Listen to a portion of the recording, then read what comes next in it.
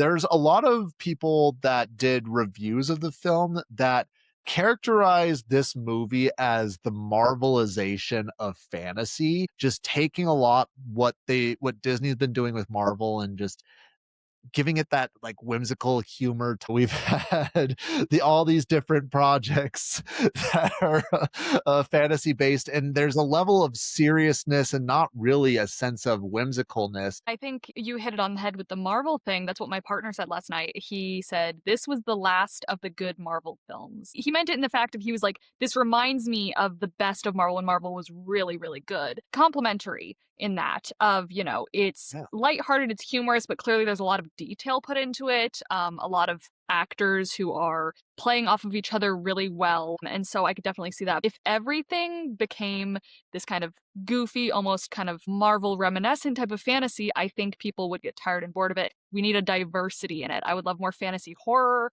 more fantasy comedy, more high fantasy, low fantasy. I think there's room for all of it. Fantasy romance, I just want more fantasy overall. Dragonclaw, wing and scale.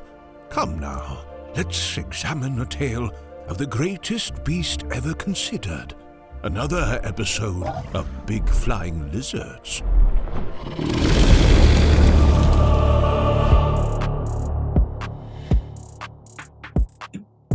Welcome to Big Flying Lizards, a dragon movie and television podcast. I am your host, Bryce Wilson, and I have a very special guest here today to talk about a dragon movie this week. Please welcome to the show, Estella Graves. Estella Graves is a prominent cosplayer and fantasy content creator who has built a fantasy-based community across all her platforms. Whether she's embodying characters from Lord of the Rings, Game of Thrones, or Elder Scrolls, Estella has described herself as a secret elf with a deep-seated passion for world building and costume design. She has captured millions of likes through her socials and has shared her passions through dozens of video essays related to her favorite fantasy worlds. Please welcome Estella Graves to the show. Wow. Thank you so much. That was so flattering. I feel like I need that clipped as like, an intro of just who I am to pitch myself to people. We'll make sure to have some like elves singing in the background, like some harps playing while that's going on, and just make it all whimsy. But before we get diving in, I just want to, get to know you a little better and have the audience get to know you a little bit better. I know that a lot of your content has centered around Game of Thrones, Lord of the Rings, but what would you say really got you into the fantasy space in general? For sure, like Lord of the Rings, as a child, just being exposed to that, but also Harry Potter. I just was very much always interested in like dressing up and fantasy. And then when I was around like, I want to say like 11 or 12, I discovered Skyrim. And then that was just an entire summer of just playing that. And it's just always been, my passion now is I love fantasy. I definitely recall when Skyrim came out, my parents had a week-long trip to Hawaii that they took, and they made me in charge of babysitting my siblings. And literally, I just turned the TV on and I was like, I'm going to be over here. If anybody's bleeding, just let me know. And I played that a little bit too much there. So sure. Harry Potter, Lord of the Rings, is there anything else? Like for me, like I talk about how Quest for Camelot was very formative, like as a child watching that growing up as a cartoon. Are there any films that you remember watching or just media in general that consuming? Oh, for sure, Labyrinth.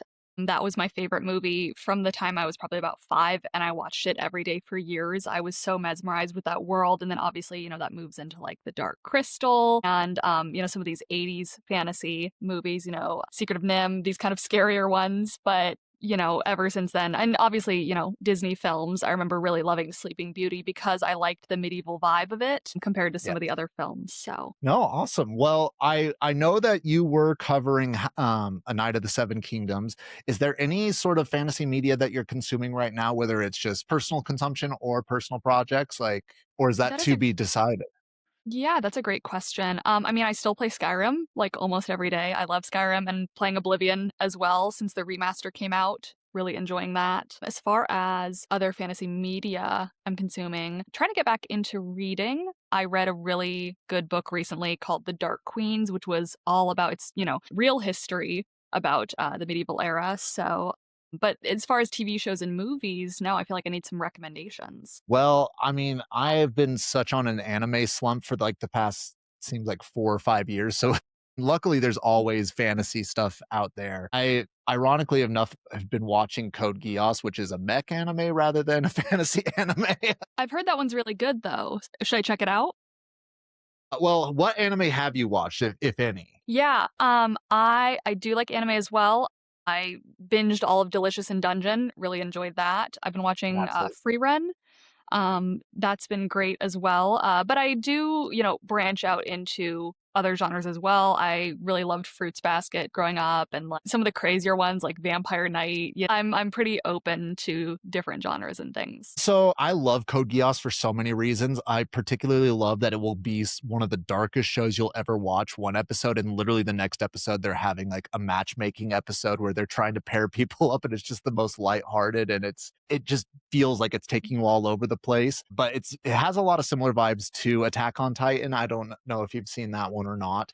I've been meaning to get into that one. That's one I get recommended a lot. Oh, oh my God. I feel like we Yeah. have to stop the podcast and make you start that right now. My audience knows that I talk about that show an unholy amount for there being no dragons in it whatsoever. That's I'd great. definitely recommend that. And then Full Metal Alchemist Brotherhood is definitely one that's still fantasy, but has a more modern feel, but I always recommend. Okay, for sure. Yeah.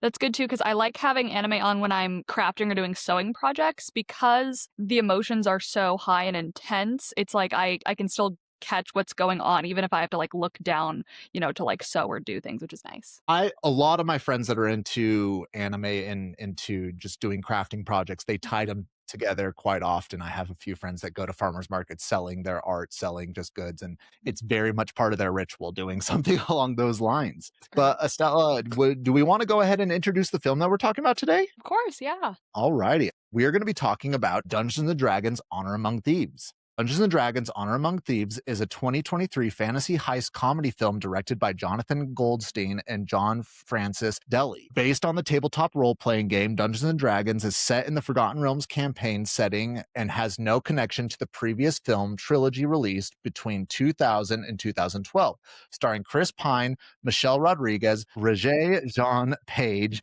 Justice Smith, Sophia Lillis, and Hugh Grant. The film follows a bard, Edgin Davis, a barbarian, Holga Kilgore, who enlist a team of unlikely heroes to steal an ancient and powerful relic, but come into conflict with evil forces. Production went through various phases in development since 2013, beginning with Warner Brothers Pictures after beating Hasbro's Universal Picture in a lawsuit over the film rights with the tabletop game before moving to Paramount Picture. Each of the various writers and directors having a say. Goldstein and Daly were the final writers and directors, using elements from previous attempts. Dungeons and Dragons Honor Among Thieves had its world premiere on March 10th, 2023, and was released in the United States on March 31st by Paramount. The film received positive reviews from critics with praise for the performance of the cast, the direction, visual effects, writing, score, humor, and tone. It grossed $208.2 million worldwide, making it a box office disappointment. That being said, Stella, what's some of your thoughts on the film overall? Yeah, I absolutely love this film, and I'm mad that the rest of the world let it flop a little bit because I think it is a wonderful comedy and does a great job at introducing people to the world. This was actually one of my first introductions to D&D. I was playing Baldur's Gate 3 around the same time, and so I was just kind of beginning to understand the world. I think this actually came out before, and so there were some things that I was like, I don't know what's going on here. And then when I played Baldur's Gate 3, I was like, oh. And then I went back and watched it again. I was like, this makes so much sense. But I was able to catch enough of it that I was like, I feel like I understand this world and what's going on in it and kind of the silliness of it and the how high or low magic it is, if that makes sense.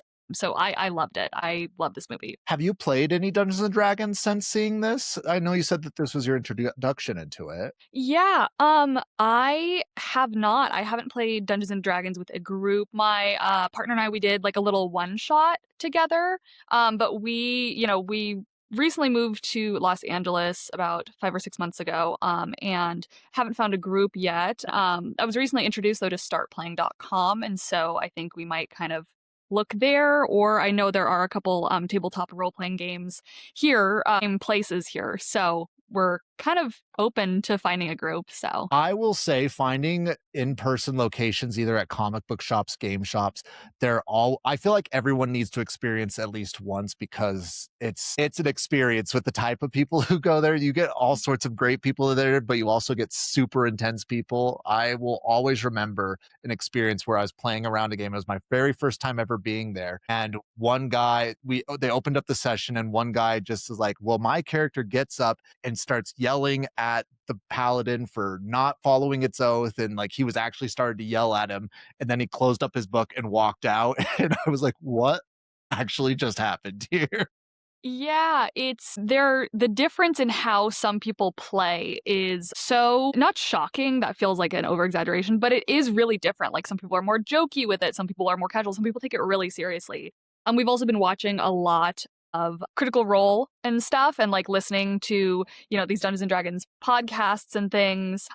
Dimension 20, and I feel like that's also like helped us understand more, because it's funny, when I first was introduced to it I was like, I don't understand anything that's going on, and then very quickly I was like, wait, this is a math game, and then also you can kind of do whatever you want, and it like clicked and I was like, oh, this makes complete sense. So No, it's definitely an amazing game, but I will say one of the sad side effects is it makes me a dice goblin, and now I have an unhealthy addiction to buying all sorts of different dices that I do not need, and I'll probably be buried in a casket full of dice at the end of my life because of how much I've just accrued over the years. oh, that's very fair. How many sets of dice? Do you know how many you have? Well, I did get rid of a few of them when I moved because I moved across states for quite a bit.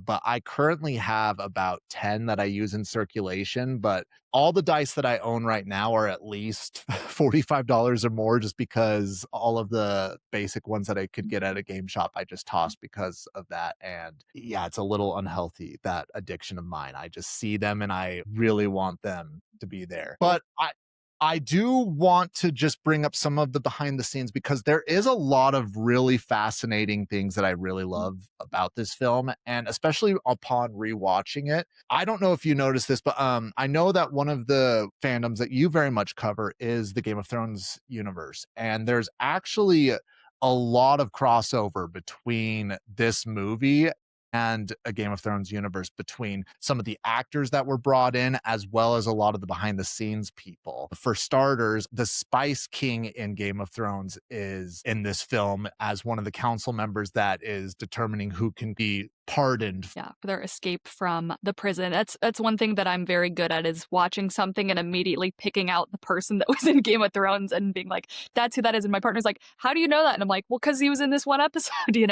So I was very pleased to see him. And then I think, I'm not positive, I feel like I spotted some background actors that I was like, I feel like you look familiar.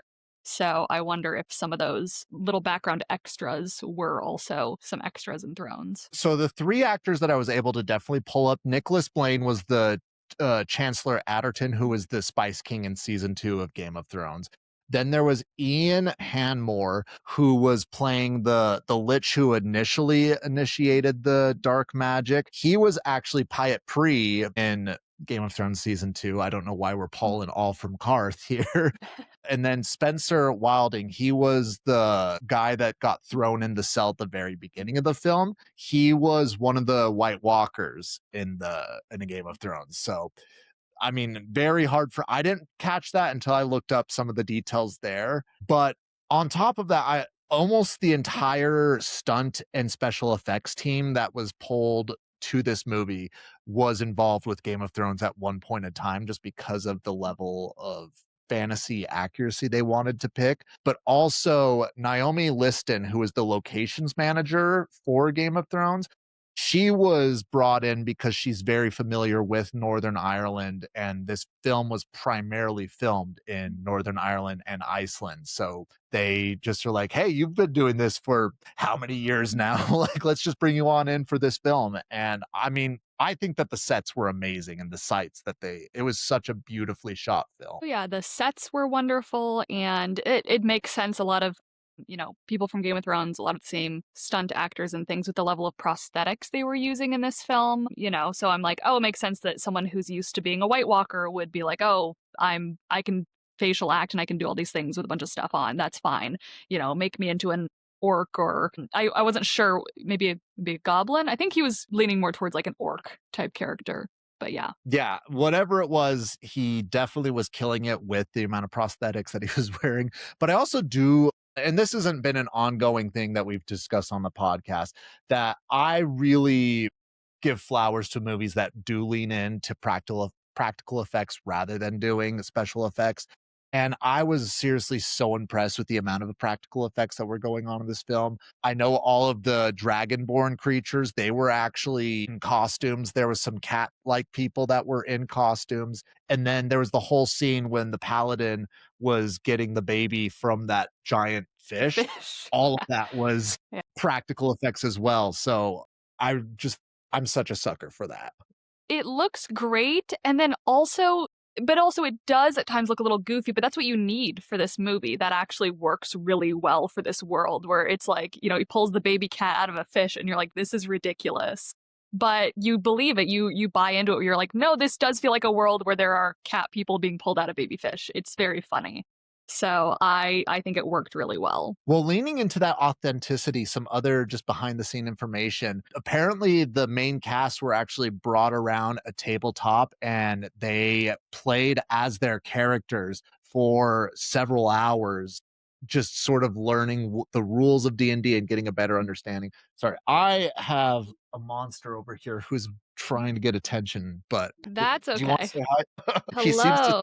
This is Ramsey, indeed named after Ramsey Bolton, because he's That's wonderful. but yeah, he's a terrorist over here. So anyways, yes, so they were doing to learn just party dynamics and also just learn how an actual D&D game works, so they could bring that to the screen, which I think you can definitely see, especially in their planning phases, that it has a lot of D&D personality to. That makes sense too, because this whole cast seems to really love and be really attached to these characters more than I feel like you usually see in movies. So it makes sense that it's like, not only were these actors embodying these characters for the film, they also, were together for hours, you know, probably playing these D&D sessions. So, and there is a level of just when you get one of those characters and build it out and play as it is more than just like, oh, I'm playing a role. Like, you're putting a little bit of yourself into that character. And there's, not to go into all the studies and stuff, but there's a lot of studies that have been done on how psychologically it's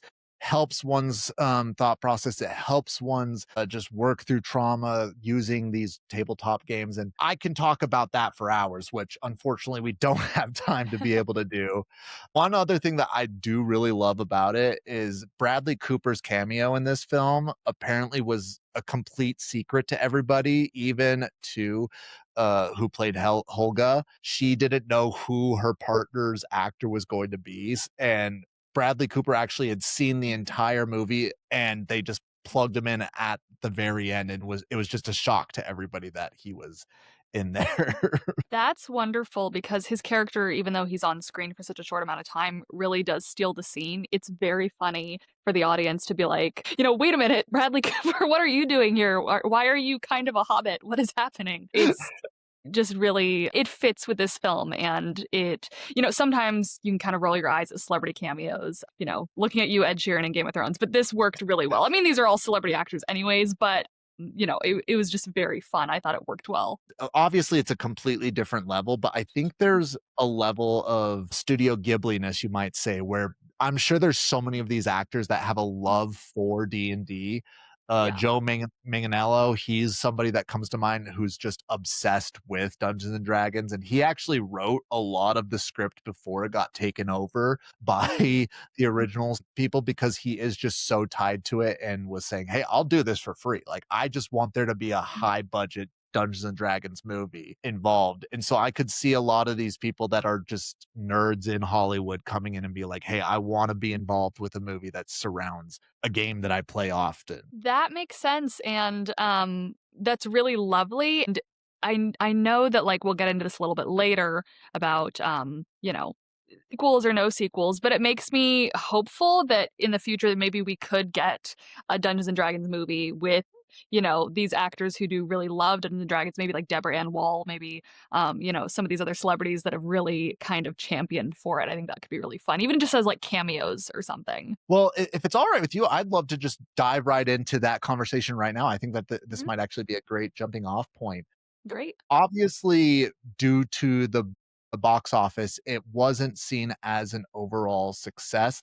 I think there's a lot of factors that really factored into this. One, namely, like 2023 was just a really odd year where movies were just starting to come back from COVID. Like there was really not too much that had been coming out. But Yeah. also on top of that, the Super Mario movie had just come out as well. And that, I don't know if you remember, just it destroyed the box office. It just put up numbers, and I think that it stole a lot of the thunder from this movie, unfortunately, and could have contributed. But at that point, I feel like that's just on them. They should have just waited 6 months to release this film. And I feel like it would have made an actual difference. But based off of that, what do you think led to making it so it wasn't as successful at the box office? Yeah, I mean, I think what you just explained, I think honestly, even if it was released this year, I think it would do better, with like A Knight of the Seven Kingdoms. Like there's clearly an uptick interest in fantasy, in dragon stuff.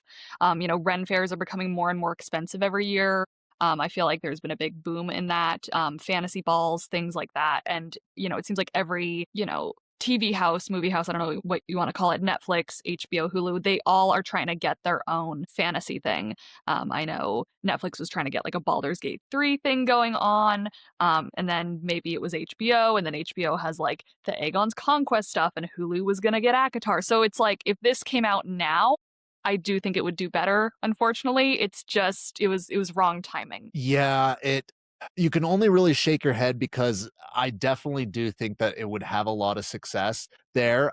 And as we mentioned beforehand and a little bit just hinting at, there have been discussions of a spin-off TV series that is more of this multi-prong approach, which when they say multi-prong approach, I get excited about that because and I'd love your opinion on this. I would sort of hate it if they brought this movie back with all of the main characters being the main characters still, just because I feel like the nature of D&D is you're bringing in brand new parties each and every time, and I would love for each iteration to be like, okay, this is a party of adventurers, but you still get to see the others pop up as cameos where maybe Chris Pine will show up for 15 minutes in the big epic fight or whatnot. Again, I know that they did an amazing job, but I also think that it's a great way just to sort of spread the wealth with all these different characters. But just along those lines, like, am I completely off base? You could definitely say, hey, Bryce, you're wrong on this. No, I actually do agree. And when I was watching this film, I was thinking about, oh, if there was a sequel, who would they bring back? Who would they not bring back? Like, whose stories would they do a little bookend of? And I was thinking about, obviously I love Simon the sorcerer, but he's kind of OP by the end of the movie. He's kind of figured everything out after, he's gotten this helmet. And like, you see him doing this crazy magic by the end where I was like, oh, they would really have to come up with like a really crazy villain because it feels like his character has like leveled up. So I was like, oh, I wonder if they would do a little bit of a bookend with him and I'm forgetting her name, but the tiefling druid. I'm like, oh, I wonder if we'd see them for a cameo, but then maybe we're going to introduce some new characters. And then, same too with like, Chris Pine's character. But I would love to see some of them come back as cameos. I would love to see, is it Hugh Grant? I would love to see him just pop in really quick or something. Obviously he's in prison, but he's so funny in this that I wouldn't mind. But I wouldn't want it to fully center on the same group again. I would love to see some new people in this and like different D&D archetypes as well. For sure. I definitely think that they could take it so many different directions and have so much fun with it. And we'll talk about it more as we actually talk about the film in general. But Hugh Grant, I think, is my favorite part of this film. I think he's my favorite type of villain in this, where he's just so charismatic that you can't hate him. He's just so likable, but he's also just such a piece of shit where you're like, what are we doing, man? I love you, but what do we do? Yeah, he is wonderful in this film. Excited to get into that more because he has some lines in this film. And even though I've seen this film, I think this is my third time seeing it, there are still some lines that make me laugh. The pulled cat out of fish, or the him Hugh Grant saying, he's like, I know you're not one for hugs, but I really want one. And then he goes in for a hug. I'm like, oh, you're just slimy little jerk. And like they're all just so funny, and everyone gets a moment to be funny too, which is nice. And again, I think that this is one of the most beautiful parts about the film is they all truly understand all the positive things about D&D because you can tell that it is just a very well-run experience. Like, I know a lot of people will point at Legends of Vox Machina or the Mighty Nine show as being like one of the best representations of D&D in media, and as much as they have an understanding of it, I think that there is a limit that they do. This is a little bit of a tangent. I actually think that Freerin and Delicious in Dungeon are the two shows that represent Dungeons and Dragons the most and most accurately in a TV show, better than even this movie and Legends of Vox Machina. But that's just because based off of like how the combat setup, based on like the mechanics of like surviving a dungeon, and even just based off of like leveling up, it seems to make the most sense on what they're doing there. I know that you mentioned that you'd binged Delicious in Dungeon and are watching Free Rins, but just on your experience and what you've seen, do you think that's a little bit accurate? Or do you want a little bit more time to settle those feelings? Yeah, no, I could definitely see that. Yeah, I feel like I'm newer to D&D. I've only ever done like small one shots with like my partner and stuff. I haven't done like a full big campaign with a big group of people. Just because I feel like every time too we try to set it up, something gets in the way, and that's just how D&D is like, you have a group of people and they're like, oh, I can't tonight, so but I could definitely see that, and I think that's an interesting perspective. One thing that I thought was interesting in this film is there were multiple moments to me that felt like someone rolled a nat one. Like there were multiple instances where, like, for example, when the guards first pick up, Chris Pine's character and Holga, and they're, trying to escape. She's like beating up all the guards and he can't get his bonds off. He's sitting there like, and I'm like, oh, you rolled a nat one in getting your restraints off because you can't do anything. And it's very funny, but it feels very D&D. And so I'd be curious to go back and rewatch Delicious in Dungeon to try and look at the combat a little bit more, because I think I was just more focused on the story. So I'll have to go back and look at it a little bit more through the lens of a representation of D&D in that way. And maybe it's just me being nerdy about it, but that's also what I do here is I just get there and I'm like, how do I recognize this game I love more? But I also do have such sad news to say here that I'm looking up right here. Apparently, Paramount Plus announced that they were no longer moving forward with a TV series. They initially had said that they were going to do one, and then they called it off in May of 2024. But I don't want to be here and be the Debbie Downer right off the bat, because I definitely think that this film is doing really well post it coming out, because I think a lot of people are just going back and seeing how successful this movie is. I think that I'd say this movie is like top 5 most, I don't want to say requested, but like when I tell people that I do a dragon movie and television podcast, they're like, "Oh, have you talked about the Dungeons and Dragons movie? I've heard it's really good, or I want to see it." And so it's still in everybody's consciousness. And it may just be one of those things in like 5 to 10 years. They're like, okay, well, it's built up this cult following that people really love. It may not have been a box office hit, but I'm sure that you can make the argument to an executive saying, hey, look at the time frame. COVID was going on. It was competing with juggernauts. Let's give it another chance. I agree, because after I think it went on Netflix for a while, I heard way more people talking about it.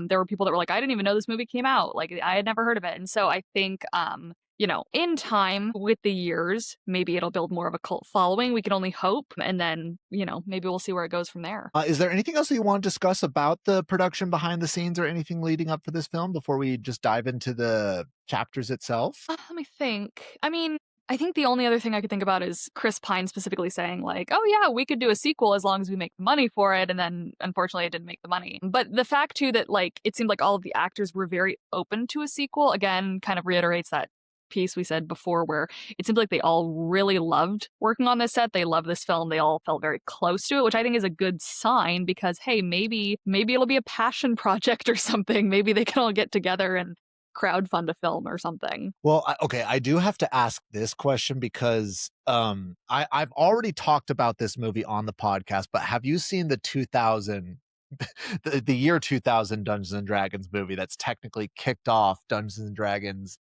media appearance in movies? I haven't, but I debated watching it for this podcast, and now I'm regretting that I didn't. I was looking at it, and then I think there's a sequel to it as well, right? There is. It Yeah. is one of I think you saved yourself something. Like maybe if you were wanting to go in and just be like, okay, I'm going to be watching just some shit media and just fully accept that.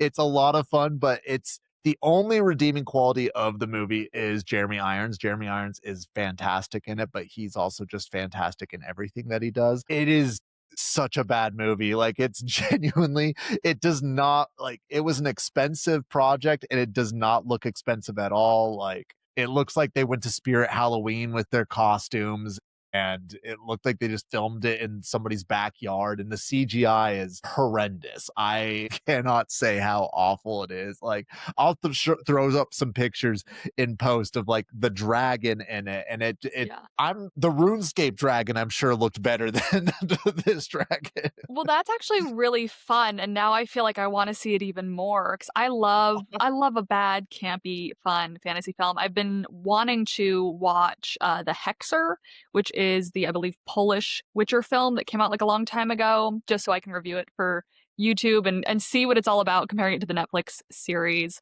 Because I've heard it like good things and bad things, and so I feel like with this too, maybe I could find some good in it, some bad in it. I mean, like you said, Jeremy Irons is always great. I feel like it could be a fun time. I mean, at the least, you could make like a fun movie game out of it or something. You know, it Oh, sounds for like. sure.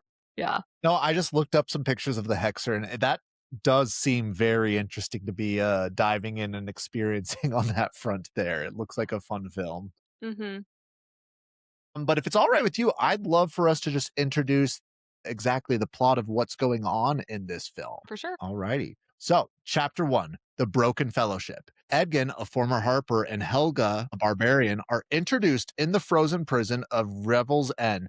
We learn that they were captured years ago trying to steal a tablet of reawakening to resurrect Edgin's deceased wife. After a clever and literal leap from the prison, they head to Neverwinter to reunite with Edgin's daughter, Kira, and their old teammate, Forge. They discover Forge became the Lord of Neverwinter with the help of Sophina, the Red Wizard. Forge has lied to Kira, telling her Edgin is a greedy criminal who abandoned her. He attempts to execute Edgin and Holga, but they narrowly escape. Realizing they need a team to bypass Forge's magical defenses, they recruit Simon and Doric. Simon, a sorcerer struggling with an inferiority complex, and Doric, a shape-shifting tiefling druid who wants to stop Forge from destroying her forest. The group decides to rob Forge's vault during the upcoming High Sun Games, using the treasure as a way to prove their love to Kira and the tablet to fix the past. I'm such a sucker for a good Sinister prison. I don't know what it is about fantasy prisons in general. And I do just love like you getting the shot of just this frozen wasteland, this big black tower that has all these intricate cells. And I think that in a lot of ways it sets up how a D&D campaign starts off, because oftentimes a DM will come in and just tell a story of like some intense thing that's going on, and then it just drops us into a cell with Chris Pine and Holga over there, and they're just, don't stop her when she's eating her potatoes. She loves her potatoes. And it's almost a comedy bit at that point. Yeah. And I think it's nice too because, you know, a lot of D&D sessions start with you in a tavern, and we do have some tavern scenes in this for sure, but I feel like it could have been maybe a little too cliche to start in a tavern and then everyone meets up. So I kind of like this, oh, you start and you're in prison. You've gotten in prison, and then we get this backstory. And when Chris Pine is explaining it, it really does kind of feel like the DM setting up the stage of like, these are your characters, this is what you did, this is how you got here, how are you gonna get out? And then we see, like, it really does feel like two people playing, where it's like, I'm going to grab a person and run and jump out the window. Like, it's so insane and so just perfectly Dungeons and Dragons. Oh, for sure. I mean, I couldn't have said it better. It is perfectly Dungeons and Dragons in the sense that it's just like in your head when you're like trying to map it out, like, oh yeah, this is going to work perfectly. But in real life, no one in their right mind would even consider doing something just because of the implications that it would follow through with it. But, and Exactly. like even though I'd seen this film, I was struggling, like, why is he so obsessed with waiting for this council member? Like I could not remember that actually, oh yeah, he jumped out of the window holding on to him. But I was like, is he just a lot more lenient on dads? Is he just Like, Mhm. what's going on here? But Mhm. no, they were literally using him as a hang glider to get out. Yes. And it's funny too, because I know I mentioned Chris Pine kind of setting up the scene. That feels like the DM, but also in the sense of like them making that choice and then the council member saying, well, we were going to pardon you. That feels to me like also the DM being like, wait, what are you guys doing? And they're like, no, we're going to go a completely different route, even though the DM has a plan set up and everything. So I really appreciated that. I do think that was one of my favorite just throwaway lines that they had. Like, but wait, we pardoned you. Like, what are you doing? It's just so well placed, and also it just because there is a level of like, hey, if you just let the game take you through it, there's oftentimes will help it work through, but there's also a level of distrust that players have for their dungeon masters. So it is funny just to see where they're showing that distrust bubbling forward. Also, I mean, we just got to get out of the way. Silly names, Jarnathan. Like, it really is like that is something that someone would come up with for just like a random side character. So Yeah. I love how they made sure to say it multiple times. They made sure that we heard it was not Jonathan, it's Jarnathan. They have to make it sound somewhat familiar, but at the same time, it is definitely fantasy, and you would not be calling people that. And I also do love like Holga is such a female barbarian name. Like I don't like you could literally not make up something more in a lab at that point. Just like Holga is over there with her battle axe and just loves eating potatoes. I mean, They do a really good job at setting up the characters as these classic archetypes, these classic characters, but then they do later on subvert with these little things of like, obviously Holga is this, like you said, classic barbarian who is kind of quiet, brooding, eating her potatoes, but we do see she has like definitely like a sweet spot and like kind of a soft heart specifically for babies and small men. And same with Chris Pine's character, obviously he's a bard and he's a harper, but as we get into later, it's like, but he's not a perfect guy. So yeah. I do love that they make it so these characters are not just a copy, because that was the biggest issue that I saw with the original Dungeons and Dragons movie, is that they were just such a copy and paste of an archetype. Like this person is the warrior, that's all they are. Oh, this yeah. is the thief character. Oh, this is the comedy relief. There is layers to these characters. And it's also very similar to a game of D&D where there's some players that are willing, like, oh, here's my entire backstory. Like the Mhm. first time you meet them as a character, unlike Holga, where you're like, oh, you're only going to get like tidbits here and there. And it's just being slow fed to you. And with some of the characters, you're not ever going to get their backstory. They're just going to be an enigma the entire time. Exactly. And I feel like they poke fun at that a little bit with the paladin character of being like he is very much the perfect, almost like Gary Sue, like D&D archetype of like I am the paladin, which is very fun to then see it juxtaposed against these very flawed characters.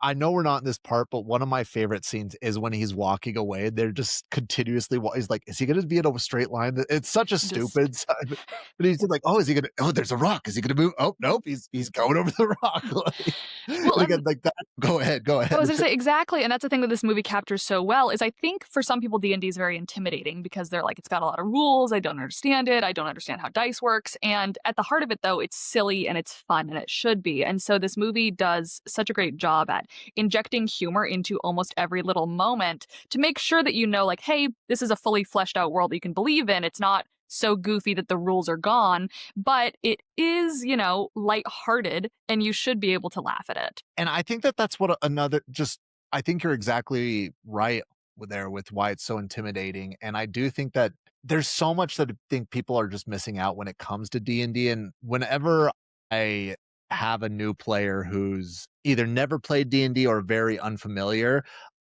tell them like, hey, here's a printout of all the rules you need to know. You don't need to go get a handbook. You don't need to do that. I think it's a lot more beneficial just to have an experienced player sitting there among the players to help be like, oh, you can do this, or oh, you can do, like be the encyclopedia and just sort of more naturally get acquainted with the game rather than like, oh, go read this 250-page book and then you can play this game, because I think it's intimidating. It's scary, and it takes away from the fun, whimsical side of the game as well. Exactly. So I I appreciate, because this movie could have been very serious, but instead chose to go the comedy route. Well, and I also, because I feel like there are points of the movie that is serious. It has some dark elements to it. Mhm. I mean, I know the satanic panic people will point at like, look at all the witchcraft, look at all the sorcery. They're worshiping the devil, and I'm like, yeah, and that's what makes it fun.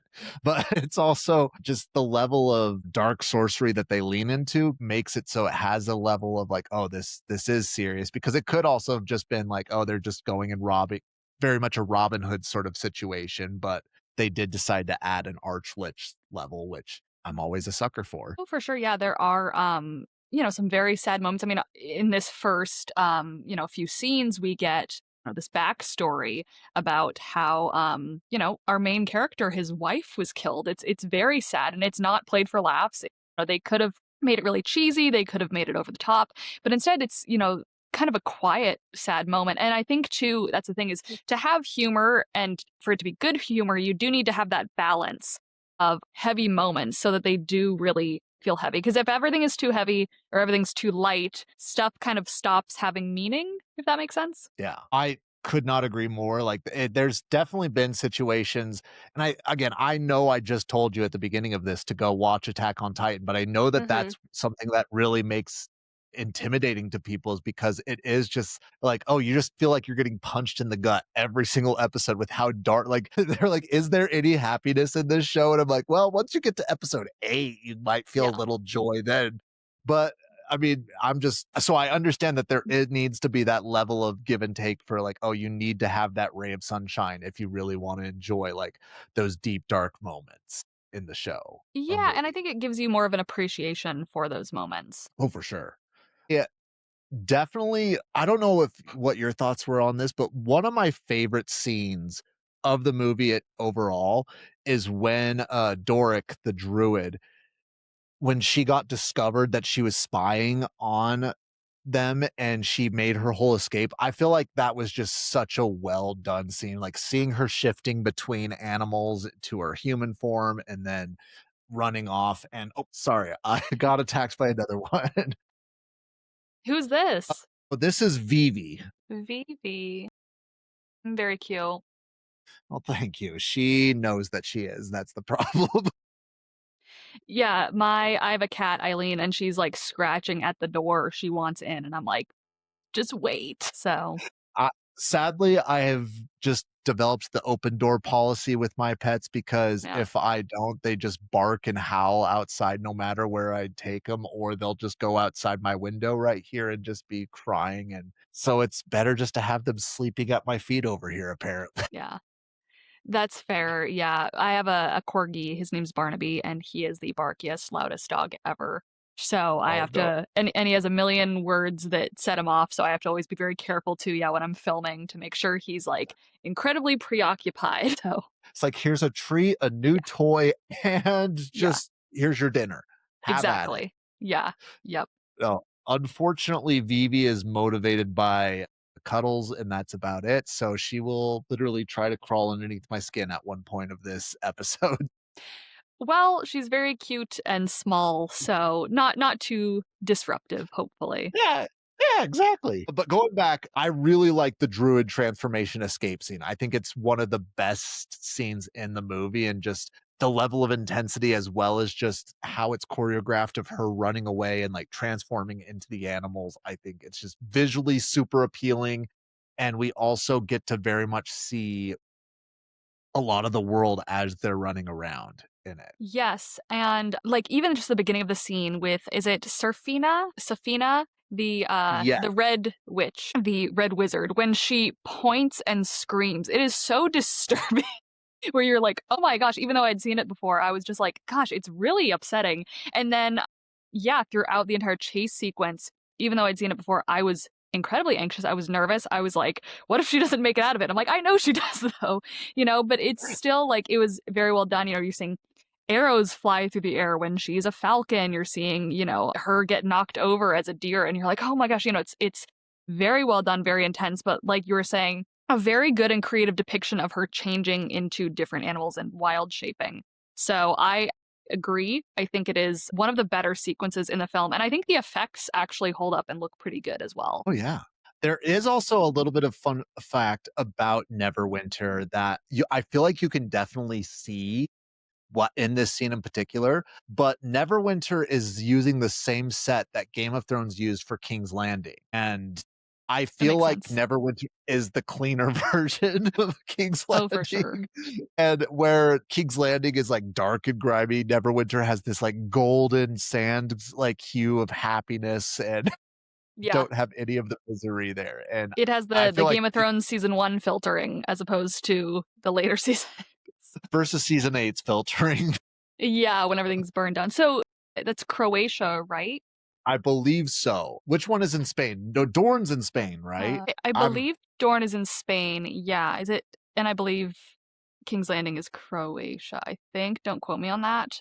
But that is interesting. And that makes sense because I was like, this all looks so familiar. And it's funny, I didn't clock that, but that makes sense. Because it's so clean looking. That's why I didn't clock it. I was like, oh, there's no flea bottom here. Well, and also I know this is a production side, but a little fun fact is when they first were looking at this site to shoot the film, they still hadn't cleaned everything up from the sacking of King's Landing in season 8. So a lot of it was burned down, and they're like, oh yeah, this is going to be great for Neverwinter. Everything's burned down and just in disarray. And apparently just a lot of the people on the Dungeons and Dragons side were just giving people that oversaw that set a hard time. But obviously they got it back up and running and better than ever in it. That's interesting because Game of Thrones season 8 was filming around, what was it, 2016? It came out 2017-ish? I think that they just never, Okay. after it was done, they were like, okay, let's just let it be in ruins. But apparently when they were, and this was also a very long time coming in process. Like when they initially started talking about this film was in 2013. So Yeah, you had mentioned that. So I imagine, yeah, 2013, and then it makes me wonder when they had started filming or when they had filmed those scenes. Just curious. I mean, it's not super important, but the overlap is interesting. They began filming in 2021. So it's still right. I think right after things started opening up after COVID, they really just started going at it. So, but I imagine that they were looking at sets well before that as well. Yeah, that's interesting too, because it makes me wonder if House of the Dragon was filming there like just before. Yeah, because that dropped, the first season of that dropped in 2020. Was that 2022 or 2023? I think it was 2022, and I think they were filming around 2021. I'm not positive though. I can look it up. No. Let's see. Well, maybe they had to take shifts on when they could be using King's Landing over there. But I feel like also House of the Dragon had the benefit of they were filming in other spots of Ireland. I mean, in spots of Ireland. Yeah. I mean, they had to go and film at Driftmark quite a bit, which again, I think me and my buddy Austin, we talked about that was still one of our favorite set locations for the show. So season 1 came out in 2022, so I imagine they would have been filming around 2021. I know too there was some issues with season 1 with like shortages because of COVID, so it makes me wonder if it was like late 2020 was pre-production, early 2021, and then maybe they were fighting over some sets a little bit with the Dungeons and Dragons people. So if everything fell behind because of Dungeons and Dragons, maybe that's also why people were hating on the movie a bit. Maybe, who knows? I really did like when they broke into the Harper's treasure room, like seeing all the different trinkets and treasures that were in there, and then just the magical effects in general of Sofina casting her spells as well as Simon casting his spells. And I meant to bring this up earlier. Apparently, both Simon and Sofina, they met with American Sign Language speakers to like incorporate like hand signals as they're casting their spells to really lean in and have that as a practical effect that they were doing for the spells, which I think really added character. That's great. Yeah, I can see how that would definitely add character to it. And then also too, I imagine, learning how to move your hands in that way, like the spatial awareness of that probably would be very good for a role like this. So that's really cool. One last thing I wanted to say too is we kind of already touched on this of like archetypes and things, but I think this movie does a really good job introducing in a very short amount of time multiple different D&D archetypes to us very quickly. One thing I appreciate is they kind of just like throw it out at you and don't feel the need to over explain it because they're like, you'll figure it out and you'll pick it up as you go. And you kind of do. So. Yeah. Well, and I also think that they're willing to take risks that normally people don't take during a D&D campaign, which I am curious to see if there's been any negative fallout because of it. For example, I always do think it's exciting when a party member betrays the party. However, I have never had it happen. Actually, no, we had it happen once around a table, and luckily we were around, like, we were a good group of people that handled it well and just laughed about it. But I could also Yeah. see people being like, what the fuck? No, like, and take those feelings into the real world. And I mean, Hugh Grant's character betrayal is, again, he's so charismatic, but because he's so charismatic, he's so slimy with how charismatic, like, that betrayal, and Yeah. it just hurts that much worse. It really does, but I get the vibe too that it's like if you're thinking about it in kind of a meta way of like if these are people playing D&D, I imagine he's probably very charismatic in real life and it's worked out and it's okay. Or I feel like a character like that sometimes is the DM. Sometimes the DM will insert whatever character is going to betray you just so like a player doesn't have to, take that fall or something. Yeah. And betrayals like that do just are a lot more fun. And I don't want to say that it takes away that situation when the DM's doing it, but it is also the safer option than Yeah. putting a target on a player's back. Yeah, when it is the player though, you're so right. You do get that like shock moment where you're like, "Oh my gosh." It's the same kind of thing too as like if a player character dies and then you're like, "Okay, they're gone," but then they bring them back as another character or something, a couple sessions later and then everyone's like, "Oh, it's great." So, I definitely can see that. It may be a little bit off topic, but I know you mentioned earlier that you've been watching some of Critical Role. How much of Critical Role have you watched, and which campaigns have you been diving into? Yeah, I kind of just starting from the beginning. I'm kind of newer to that. We've kind of just been, trying to figure out where to start. I feel like with us, we've been watching, honestly, more Dimension 20, actually. Yeah. We started with Dungeons and Drag Queens because I love Drag Race. And I was like, oh, and this will be a good introduction because it's some people playing for the first time and we're kind of new to it. And then from there, just kind of started watching some of the other campaigns as well. Dimension 20 is really good. It's definitely the one I've watched the least amount of, actually. But Brandon Lee Mulligan is he's hilarious. He's such a great storyteller. Mhm. And I aspire to be like him every day over here. Critical Role definitely was my gateway to watching people do live D&D. And my recommendation to people is always watch campaign 2 first. Campaign 1 is the best, but the first 30 to 50 episodes are just so hard because they have like the shittiest equipment that they're working with back then. I was kind of having a hard time, and then I was seeing some people say like, "Oh no, you should start with campaign 2." And so that's good to hear from you as well that maybe that's where we should be starting instead. Because having a little bit of a harder time getting into it and being like, what are we not seeing? What are we not understanding? So Yeah. okay, for I sure. I definitely think that campaign 2 is, I don't want to say a worse story, but it's not the same, like, because there's this level of like they're just so fresh into D&D. You see almost like the rose colored glasses of everything is magical. They're learning it all, so it's heartfelt there, but also the characters feel more generic because they're in an archetype. And Yeah. I don't know, it's one of those things. It's very fun to watch when you're watching it there, but the audio's awful. The camera's awful, and they actually do have a character that no longer does D&D with them in the first like 27 episodes, so that is a Oh, little bit of a shock as well. yeah. That can make it hard. But yeah, but if it's all right with you, I'd love to jump into chapter 2. Mm-hmm. For sure. Chapter 2, The Quest for the Relic. To break into the vault, Simon determines they need the Helm of Disjunction. They travel to a graveyard and use a magical talisman to resurrect Holga's ancestors, leading to a hilarious series of 5-question interrogations to find the helm's location.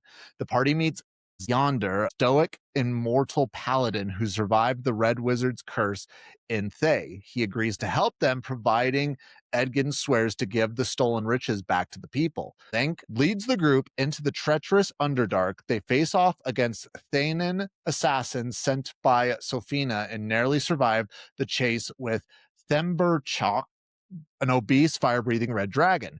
During the journey, the team faces their flaws. Simon fails to attune to the helm because he doesn't believe in himself, and Edgin has to confront the fact that his obsession with his dead wife is blinding him to his found family that he already has in Holga and Kira. I didn't even clock that the dragon had a name. I'll be 100% honest. So that's part of the reason also why I was over there like, oh yeah. But this is definitely the meat and potatoes of the movie where they're just doing their side quests looking in. Yeah, it's like they've gotten most of the party together that they need, and then they set out and immediately go and disturb the dead. They're like, let's dig up every single dead body we can find and ask them the dumbest questions. And that entire sequence, again, is so funny and so charming, and it takes something that otherwise... Whoop, mic is falling. Can you hear me okay still? Yeah, I can hear you. Well, this might be... Give me 1 second. Give me one No, second. you're good. You're good. Like, this should not be I'll happening. go ahead and look here. We have... Hey there, it's David. Well, hello, David. Welcome into the chat and our conversation of Dungeons and Dragons. We also have Nana over here saying, "Oh lordy, he's a chunk." Yes, he is a chunky boy. The red dragon is, they sold a lot of plushies with that dragon there. I'm actually quite curious to see how if they did the red dragon plushie honor Okay. Among Thieves. I'm back. Can you still hear me okay? Yeah, we can Okay, hear you. wonderful. Yeah, this is kind of a new mic setup. Usually I have it like here, but I didn't want it in shot, but now it's wanting to fall in my head.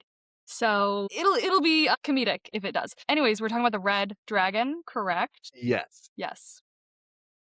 So yeah, this is such a fun moment too, of like, especially going into the Underdark as well. I like that we're not just seeing one aspect of the map. You know, we're going all over. We're seeing these kind of frozen tundras, we're seeing a city, we're seeing taverns, we're seeing the forests, and now we're seeing this kind of underground area with these like intellect devourers and things. Very, very fun. I also do think, like, as much as I love it and I think that they did put a lot of effort, there is a part of me that wonders, is as they were making the film, they're like, oh shit, we're Dungeons and Dragons. We have to have a dungeon in this movie. Otherwise, it doesn't make sense. Because in some ways, it does feel, I don't want to say it like an afterthought, but it doesn't really feel too dungeony in the literal dungeons sense.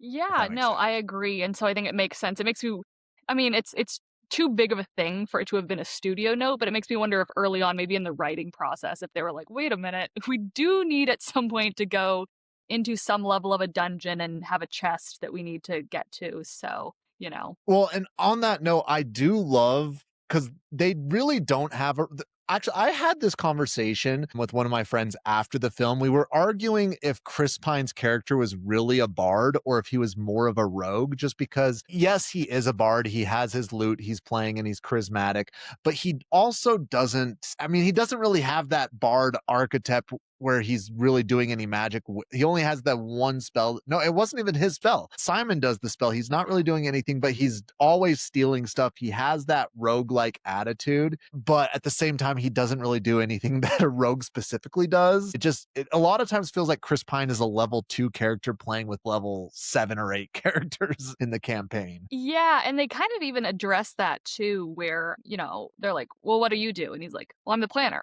I make the plans. And they're like, and then what? Like, you're kind of useless. Which is nice that they kind of just address it. It kind of, yeah, it feels like someone has an idea for a character, but then their true, like, D&D persona comes out. And like you said, it's more roguelike than really a bard. Because we do only get him being a bard when it is, you know, deceptive or distracting, which, to be fair, is oftentimes what a bard does. But like you're saying, I mean, I guess he does kind of, you know, lift the morale and the pep, kind of healing in that way that bards are, but I definitely see what you mean of, like, he is more roguelike. And also, I know he can't, like, one of the things that I love is they just immediately enact the trap of the bridge when they're like, when they're talking about like, oh, you need to go over here to the left 2 feet, and then just like this whole complicated thing. And then Simon just accidentally steps on, and I'm like, that's just a classic when you don't have a rogue in the party to disarm traps. They're just enacting the trap right away. And Again, it's just around the table humor that you would have going on when you know these things and what to look for. Exactly. And it also feels too like, clearly poking fun at convoluted rules or puzzles, and then someone's like, I'm just gonna touch it and I'm just gonna hit it with my sword or something, and then we'll see what the consequences are. And then it's like, oops, and now we have to figure out another creative thing of how to get past this. The only thing that I would have loved for them to see, like loved for them to do, when they actually discover the helm, it's like a whole complicated thing that the paladin is going through to unlock it there. I would have loved if it was like a super straightforward, easy riddle that they have to solve and it's taking them like 10 minutes to discover it, because that's like the classic joke that you can have the easiest riddle in a game and players just never can guess it because they're trying to overthink it like crazy. Sort of, and maybe that'd be too much of a say friend and enter situation, but I mean, I always look at that moment in Lord of the Rings. I'm like, oh, that's classic Dungeons and Dragons right there. Exactly. Or like there was a meme a while ago that's like, the DM's like, oh, and there's this very mysterious bookshelf, and it's like, I'm gonna go explore the other part of the room. And everyone's like, we're gonna go look at this dresser. What's with the dresser? Is the dresser a mimic? And they're like, the dresser is nothing. Then finally the DM's like, fine, so it would be funny if it's like, here's the very obvious chest that we need to solve a puzzle for, and they're just like looking around at everything else, and they're like, maybe it's these statues, maybe it's a puzzle here, and it's just a big old waste of time and then it would be very funny if somehow it ironically is the thing, though. I feel like that would also feel very Dungeons and Dragons. The DM just giving up and being like, fine, No, I could totally see them doing something like that, especially if they do make a sequel film or God allows the TV show to actually go through and have that happen. I don't know if you got this vibe from it or not, but I was getting a lot of similar vibes to Peter Jackson's A Fellowship of the Ring when they went through Moria during this whole excursion. Even to the music, there was a lot of similarities to, like, even when they got trapped by the red dragon, there's like this opera singer that's very similar to the child that they brought in to sing, and it has like a solemn note to it. And there's even notes that I'm hearing that are very similar. Yeah, And for sure. I feel like this film, in a lot of ways, was kind of a homage to fantasy films and the genre in general. I feels like there are so many little references. I mean, we kind of already touched on it, like Bradley Cooper's character is like, oh, I like gardening and cooking. And I'm like, oh, you're kind of like a hobbit type character is kind of, you got the curly hair, and then we have, like the dungeon scene. I noticed that with the music as well. I was like, oh, it's giving a bit of Lord of the Rings with this music.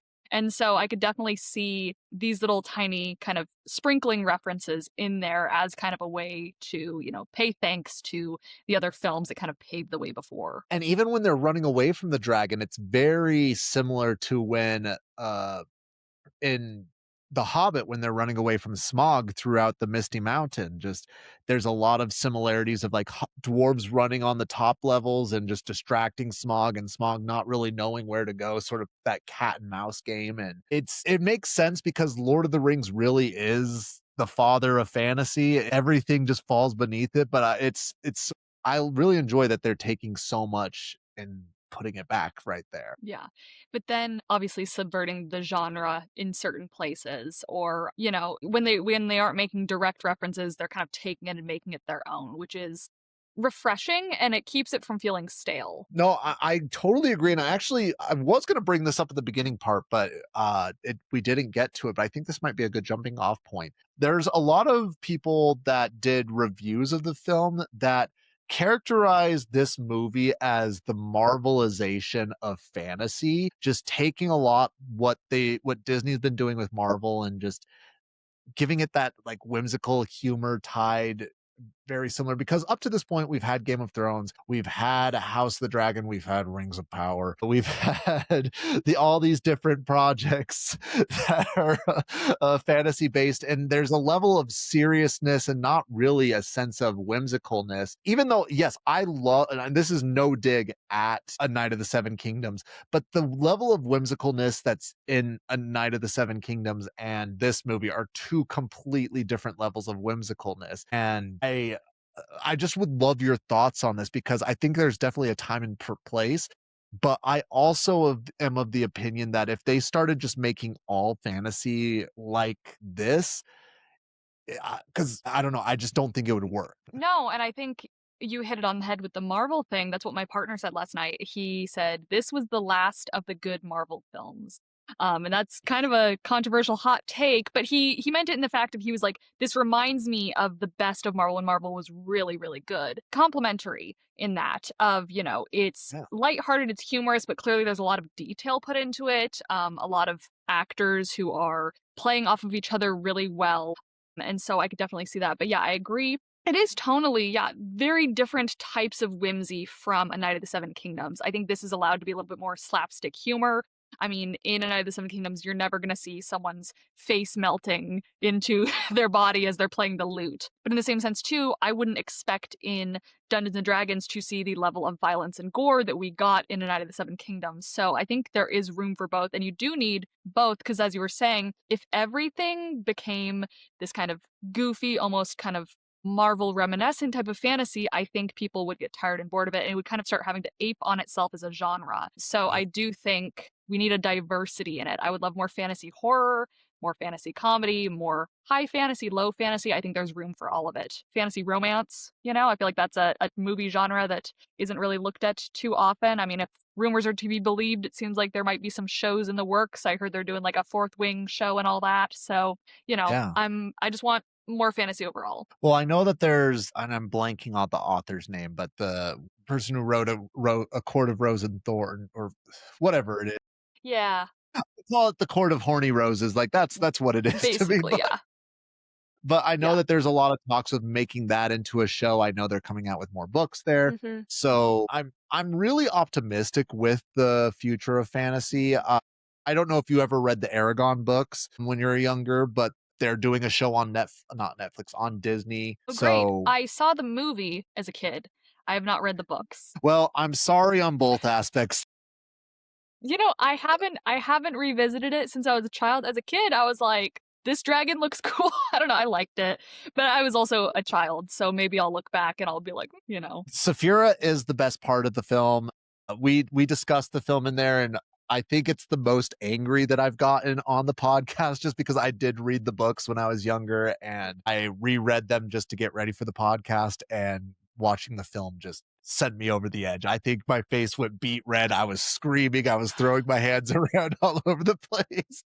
But that's what fans do, and that shows that you're passionate. And it's not even, like misplaced anger. It's like we want to see these things be good and successful. And so, Yeah. there's kind of been a history of fantasy being seen as schlocky, because I think people didn't want to give fantasy a chance. They didn't want to give it the budget. They didn't think that people would be intelligent enough to follow these longer plots. And then luckily, with Lord of the Rings, with those films coming out that kind of disproved things, kind of reset the genre. And then from there, I feel like have kind of been on the up and up, but it doesn't stop, bad fantasy adaptations from coming out every once in a while. So, And I think that they're needed just to be able to identify what people are not necessarily bonding with and taking in, because I do think, because when I was younger, fantasy had definitely had a stigma to it. Even like my dad was always like, "Oh, you want to do that rather than go play sports? You're into Lord of the Rings, like what?" And it just feels like that stigma is definitely going away with just the popularity and rise of. I do genuinely think that the rise of popularity in Game of Thrones and anime, you can trace just that stigmatism going down, and people are just accepting like, oh no, fantasy it's great, and it's one of the best escapism methods of just getting lost in a story there, and which is great in a lot of ways. But I'm also just nervous because I don't want Hollywood to be taking some of my favorite stories and just completely ruining them in ways that for that sure, we've but seen. I for sure, and I think too, luckily, I feel like there's been a really big push for accuracy in regards to adaptations. I feel like we've seen a lot of pushback lately when things are not book accurate. I feel like, Yes. Rings of Power, House of the Dragon, like both of those have gotten into a little bit of trouble with fans not feeling like it is necessarily all the times book accurate, whereas I feel like Night of the Seven Kingdoms has been decently well received and has stuck decently faithfully to its source material. So I feel like that can give us a little bit of hope, in the future for, fantasy adaptations, maybe sticking closer to the source material, or when they are inventing things, being very creative about it, like this film was, and still keeping the heart and the kind of soul of the genre that they're, making a thing for. Now, I'd obviously love to have you back to discuss Game of Thrones, House of the Dragon, but I do want to just dive into this because I feel like it's a fun little segue. Mhm. Do you think that the anger is truly coming from the fact that they are not accurate to the source material, or do you think that there was just a quality level to the show that went down in season 2? And I mean, the Austin was actually the one who pointed this out to me. Lord of the Rings, if you go back and just are reading it chapter by chapter and watching it, it's really not that accurate to the books. There's a lot that's removed. There's a lot of creative freedoms that Peter Jackson took, but to this day, it is argued, and I still firmly believe that it's one of the greatest trilogy, if not the greatest trilogy of all time, with the greatest films of all time. So do you think that House of the Dragon could have some either major or minor changes made to it, but as long as they're doing like a quality job with the script, with the special effects, with the acting, that they could get away with it? Or do you think that we're just in a day and age where people want to see copy and paste from book to film? Yeah, no, I agree 100%. I think because with Lord of the Rings, like you're saying, I believe Christopher Tolkien didn't like the films. I think he was like, they've taken my father's films and turned them into these schlocky action films. And when, like you said, when you read Lord of the Rings, you're like, oh yeah, it really isn't that close. But I think what a lot of fans feel is that it kept the essence of it. And so I think if you keep the essence of it, whatever that means, I think you can get away with a lot, because there were some changes in House of the Dragon that were decently well received, that people were like, you know what, this is a change, but I'm kind of okay with it. Like, for example, the aging down of Alicent and making her friends with Rhaenyra. People were like, this is different, but as long as the writing is good and you can pull it off, I think it works. I think part of the problem with House of the Dragon season 2, I think, is there was a writer's strike, and that, I think, halted some of the writing, and I think if it could have been fine-tuned a little bit more. And then also we had the studio execs and people jumping in when they didn't need to. The last 2 episodes of season 2 were chopped off and are going to be tacked onto this new season, and I think that also messed with the pacing of it. Yes. We could talk about House of the Dragon forever, but I think, to reiterate, I think if you keep the tone of something, I think you can get away with changing actually quite a bit. No, I think you put it perfectly there. Before we get sucked down into that rabbit hole of House of the Dragon, Back to Dungeons and Dragons. back to Dungeons and Dragons. Yeah. I do love a good paladin versus warlock fight, because just the way that you can tell that he's just a holy soldier, and then the other guy has like the green flames, like it was giving almost Star Wars like a lightsaber-esque fight. And technically they're both two like immortal beings. Like, one is immortal because of his god, one is immortal because of being just of necromancy. And it's just definitely just one of those fun things where you're seeing, and they're just having fun with the colors as well. The palette that they were using for this film was incredible, and I think that they used it really appropriate. Oh, for sure. And I was so excited. I was like, ooh, magic sword fight. Like, we're getting 2 very different looking magic swords. And seeing them, though, I was like, I want to know the lore of both of these swords now. Like, it made me more enveloped in the world. And I was like, oh, I wonder how, and even just watching battles, like, how are they going to interact? What does one do? What does the other do? It was very fun to watch, and I thought it was very good high fantasy without it, again, being cheesy or schlocky, because it's like they obviously have moments where it's going to be comedic, but this was a moment that needed to be kind of cool and serious, and I thought the choreography was really well done. I thought everything about it just worked really well with the momentum of the film. So I meant to bring this up in the chat. Well, actually, this is the beginning of this chapter. So when we meet this assassin, Sophina had him kill those other soldiers around him. Mhm. So fun fact, that scene where he kills those soldiers takes 6 seconds, which those people that know D&D, 6 seconds is technically how long a round of combat is in real life. So the idea is like they were trying to, and like somebody even like mapped out like, he did this, he did this, he did this, and that was the end of his turn. And like, I just love how nerdy they get behind like things that are going on in the show and just showing homage to it. And I'm sure that if somebody did that with the sword fight between the paladin and this assassin, we'd find a lot of the same similarities. That is wonderfully clever, because I feel like we don't get any fourth wall breaks that are like referencing like dice rolls or turns. But I think, like you said, if you go a little bit deeper into it and you do kind of look and pause, you can see those moments in there. So that's really cool. I actually really like that. And I also think that there's a lot of, as much as I love Dungeons and Dragons, there's a lot of mechanics in the game that make it, you get to a point where the game's just broken. And I love that they made it a point like, oh, the red wizard's knife. If you're stabbed with that, tough luck. You cannot get brought back to life by clerics, because I've had this conversation actually quite a bit talking about Delicious in Dungeon or talking about other shows that have a Dungeons and Dragons aspect of how do you handle, like, if you can literally like bring somebody back to life with magic, like what's the point of life at that point? Like what is the point? Like what how do you get around that? Like there's no consequences to one's actions. And I feel like they brushed against that, but with at the same time, they're like, we really don't want to open that can of worms here. Yeah, they kind of bring it up where I mean they have it like as a direct conversation with Simon where they're like, "We'll just solve it with magic." And he has this whole monologue about like you can't just fix everything with magic. And then it ends with them still not getting it and Holga's like, "Just pay for it with magic for the food they're eating."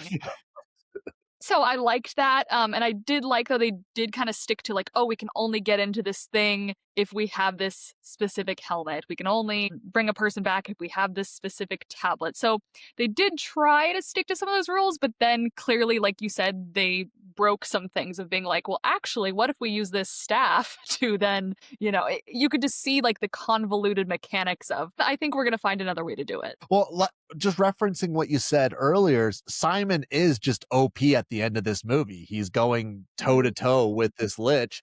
And again, I don't really want to see him in another film because he'd just be a boring character. And I think that that's something that I struggle with. There's a few fantasy books where a character suffers with some issues and it just keeps coming up. And like one element of me is like, okay, that is human. Like we all have our flaws and we're going to struggle with them all our lives. We may have a moment where we're able to work through it temporarily, but it will come back up. But at the same time, like there's always a part of me like, that's lazy writing. Like that's are we going to have Simon be like, oh, I don't believe in myself anymore. Yeah, oh no. It's my least favorite trope in movies or TV shows when you have like season 1, they go through all this growth and then season 2, somehow they get reset where they're suddenly weak again. They're suddenly doubting themselves again or something because it's like, then what was the point of all of that? So I think with a character like that, yeah, it would be better suited to, maybe having him as a cameo or something, because I also don't like the trope of someone loses their powers or has to give up their powers for the greater good. I feel like we see that quite a bit too. So it does put the character in kind of a tricky place. I definitely almost think that, like, I could also just see him being like, hey, I love Doric. I am going to just give up magic to be with her. And like, I'm going to be just this crazy dude off in the woods together. We're going to be environmentalists, just to keep making sure that they're not tearing down the forest, which could make total sense as well. Or I think it could be a really, easy and cute way to explain maybe why both of them aren't going to be in the party anymore. It's like, oh, well, they got married and we see their wedding and it's really cute. And they're like, and they're busy now living their lives and they don't want to go adventuring on this crazy new quest we're doing. And so then we get introductions to new party members or something. But who knows? I do love those characters though, so I would like to maybe see them in some kind of a cameo, but I do think it would be hard to make them work when by the end they're so OP. Because I'm like turning into a giant owlbear and just being able to, because that's also pretty OP, just even though it's entertaining, it's super cool. So. Oh, I mean, you referenced a meme earlier, and one of my favorite like clips in a meme that I've seen just from Critical Role that they've brought up, and they're like, "Oh, you're a happy person with a well-sustained job. Do you want to come adventuring with us? And you're married and have kids?" And you're like, no, like you mean I'm gonna have to camp for weeks on end? The likelihood that I'll die is pretty high. You can fuck right off. Like I'm good. Exactly. Like when you really break down the life of an adventurer. Well, so this is actually going back to the graveyard scene. Like as hilarious as it was, at one point I just took a step back. I'm like, okay, they're literally going and digging up bodies in a like the dude, like that is dark as shit. Like I know that in Supernatural, I don't know if you ever watched the TV show Supernatural or not, but they get in trouble. Sean and Dean and Sam always are getting in trouble because they're digging up corpses and lighting the bones on fire. Like, and that's it's disturbing to think about that they're doing it, and they're just laughing about it like, oh, haha, they're going and digging up bodies at this point. We're like, Oh, for sure, and it's, like, in okay. their I believe, Holga's ancestors, so it's, like, even more kinda messed up and disturbing, because she's been, removed from her culture, she's been banished, so it's, like, this probably is also, an incredibly offensive thing to her people and her culture if they find out about this or ever found out, but they find a way to play it in a way that is very humorous and not so disturbing, which I think Yeah. is a testament to how good the writing is and how good the actors play off of each other because, even some of those skeleton actors who we only see for a very short amount of time just absolutely devour every single line they have. They are so hilarious. So I think it is Oh just yeah. a testament to how good this movie is. No, everything about I love that scene so much, and I don't want my bringing up the darkness to take away from that fact because it is such a great scene. But it is one of those moments where, like, if you take a step back and are just watching how you play your dungeon, like, I'm even thinking, like, as somebody who's played Baldur's Gate 3, if you take a step back and we're like, if I saw what I was doing as my character in real life, I'd think that person's a monster. I'd think that that person is just absolutely insane. Like, what are we doing here? And that there's a lot of that that goes on in D&D. Oh, yeah, for sure. And I mean, even looking at other fantasy media as well, of being like, oh, yeah, my dragonborn in Skyrim is sometimes a very evil person, just like stealing horses left and right, you know, uh, Fusro chickens into the air, just a menace, actually. So I think, it plays into that aspect a little bit that I feel like sometimes D&D players can get into where it's like, you're going to do some things that you definitely would not do. But on that note, if they were to do some more, because we were talking about, not to go back too much, but you were talking about that they should do some more like romance themed fantasy, some mystery themed fantasy. I'd almost enjoy them to do like an anti-hero or just straight up the villain point of view story where you're following a party that is like an evil group that's trying to take over the world or trying to like do like that could be entertaining in and of itself. And sort of, again, I don't know if you've seen Death Note or not, but very I much. know of it and I know of what the plot is about, so I definitely see that connection there where it's like, should we be rooting for this character? Should we be rooting for these people? I think yeah, could be definitely very entertaining. There was I think it was a Dimension 20 season. I'm not entirely positive where it was like it's kind of based around Lord of the Rings and they're all playing villainous characters and then it's like but right in the middle of the kind of beginning of the campaign it's like the overlord, the Sauron character dies and so they're like what do we do now? You have this like Spider Woman, you have this evil elf, you have these orcs and so it's like how do we then take the baddies that are on the bad side and make them likable, lovable characters that then have to go on a quest and journey to try to fix things?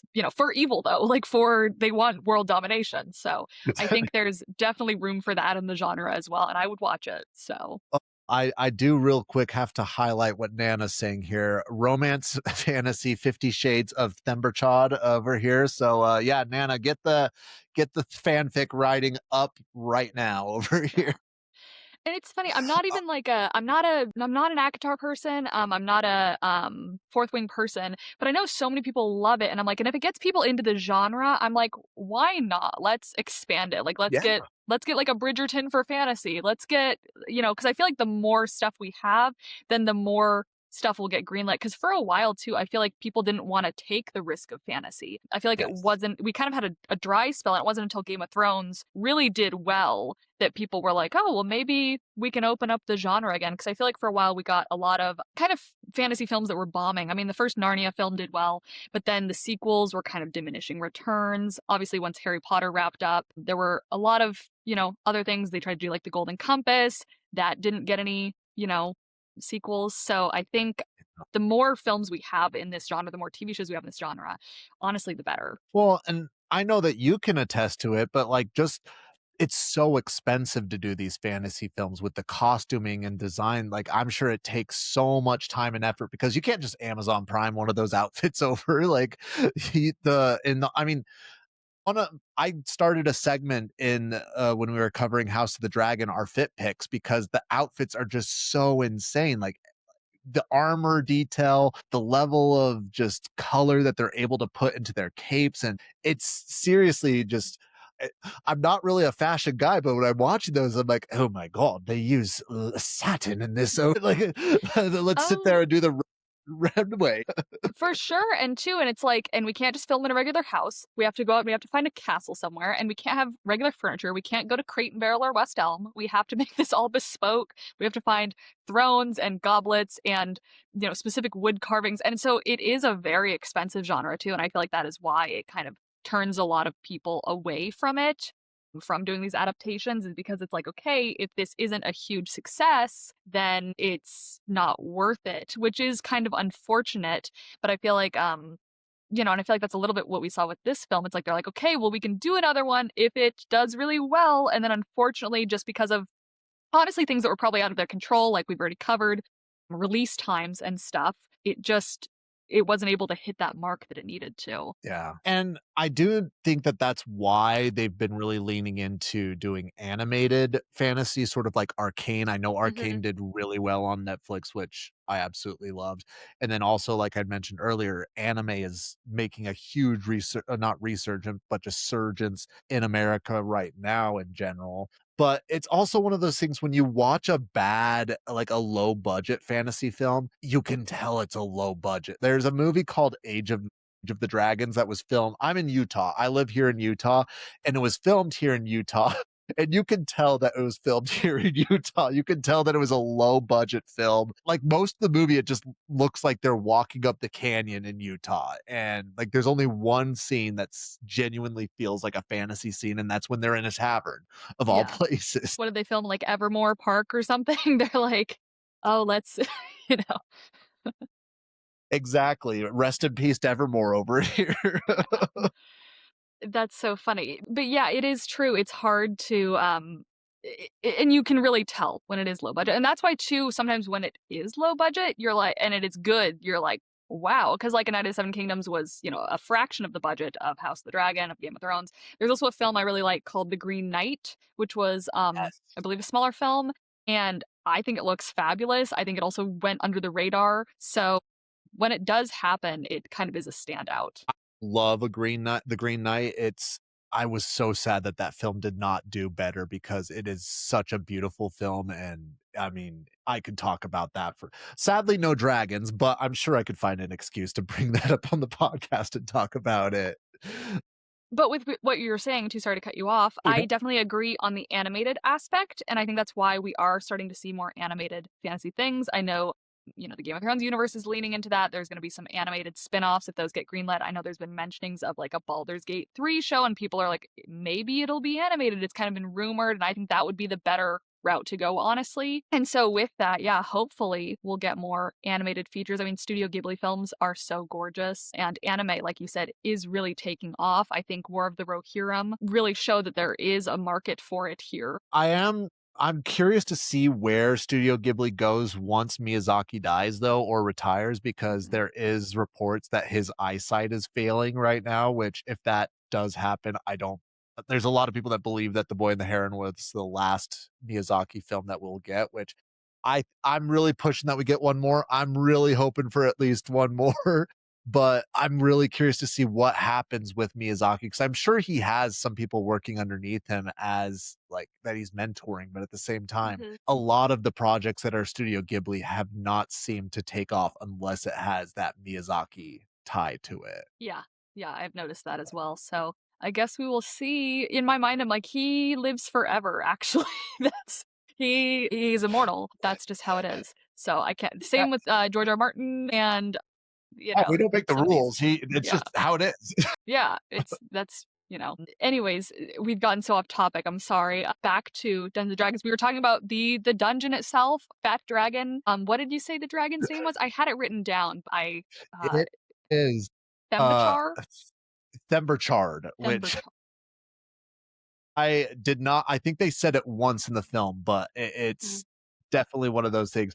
It is also one of these moments, like chapter two definitely has a lot of stuff that happened during it, but Yeah. itself, this little goblin. When we were also talking about two dark moments, and I think with Yeah. is it Xenk the Paladin, seeing his backstory, it's Yeah. like that is incredibly dark as well. Your Yeah. entire town is destroyed by these evil red wizards. And then but still he is such a humorous funny character, even though he's supposed to be like the no nonsense character. He's so no nonsense that it makes him funny. And so again, I think that is a good balance of, oh, you have this really dark, terrible moment that's really sad, that is also kind of bookended, though, by lightness. Yes. It also helps that he's the hottest character in the show, but I mean,